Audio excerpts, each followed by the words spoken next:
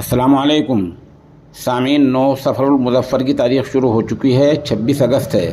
خبر کا عنوان ہے 9 میں ایک بار پھر آج سے انٹرنیٹ ٹھپ۔ دوسرا عنوان ہے اعلیٰ افسران نے سرکشا کا جائزہ لیا اور آج اس معاملے کو لے کر چندی گڑھ میں اعلیٰ سطحی اچ ستریہ میٹنگ کی ہے، جس میں 4-5 صوبوں کے پولیس کے اعلیٰ افسران شامل ہوئے ہیں۔ دراصل 28 اگست کو وشو ہندو پریشد اور دوسری تنظیموں نے دوبارہ 9 میں یاترا کا اعلان کیا ہے۔ حالانکہ اس یاترا کی انتظامیہ نے کوئی انومتی، کوئی اجازت نہیں دی ہے۔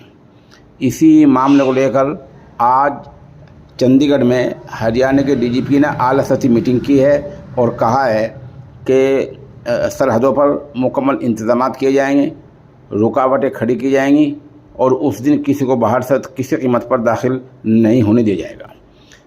دوسری طرف ایک فیصلہ یہ لیا گیا ہے کہ سوشل میڈیا کا خاص طور سے باریکی سے جائزہ لیا جاتا رہے اور اگر کوئی سوشل میڈیا پر افواہ پھیلاتا ملے تو اس کے خلاف فوری طور پر کارروائی کی جائے۔ اس مطلب کا فیصلہ آج ہریانہ کے اعلیٰ افسران نے چندی گڑھ میں لیا ہے۔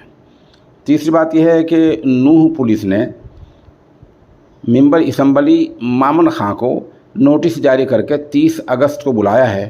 ان سے پوچھ تاچھ ہوگی کہ 31 جولائی کے فساد میں ان کا کیا رول رہا ہے۔ یہ 2-3 باتیں ان سے متعلق ہیں جو ہم نے آپ کو بتائی ہیں۔